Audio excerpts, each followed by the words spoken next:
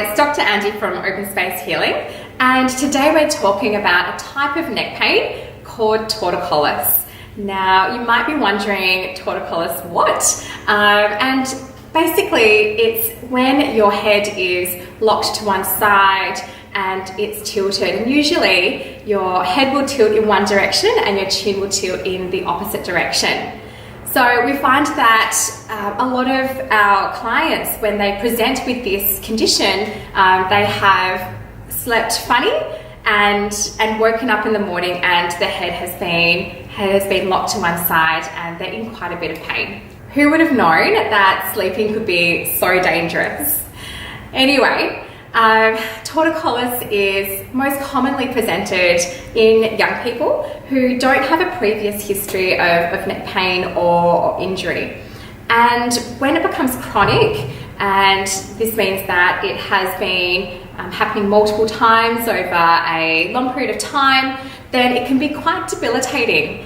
And successful treatment is always started early, and this is especially true for young children. Now that we know what torticollis is, how do we actually get torticollis?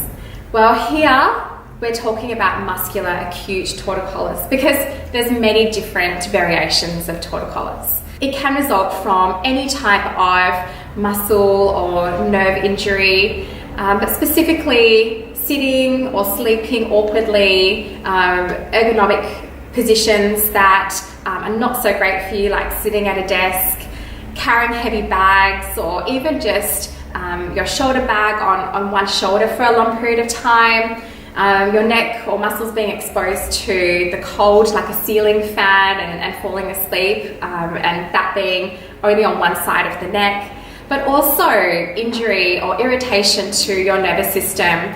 So in particular, your brainstem. So that's that highway between the base of the skull and the top of the neck. So irritation to that can also trigger the torticollis. If you think you may have had torticollis or you're unsure, some of the common symptoms can be painful neck muscles, shoulder muscles, even in the middle of the back and going into the head. So headaches, problems with tilting in the shoulders, so one shoulder being higher than the other. Also swollen neck muscles can also be a symptom of torticollis.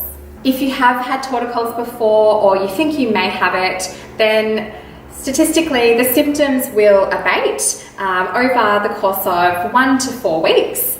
However, if the underlying problem or reason for the torticollis isn't corrected, then it most likely will reoccur. So our favourite treatments for torticollis are obviously chiropractic adjustments specific for torticollis. Also hot and cold therapy. You want to keep your neck moving, so a good range of motion to pain tolerance. Also magnesium supplementation is going to help to relax all of that muscle spasming, and some stretching exercises as well. We would definitely recommend seeking help from your health professional if you have had multiple occurrences of the torticollis, if it's progressing, so it's not getting any better, if you want to reduce the duration of the torticollis and the pain. Also, if you're noticing other symptoms such as losing bladder or bowel control, or if you've got a fever, you really want to get to your primary healthcare provider.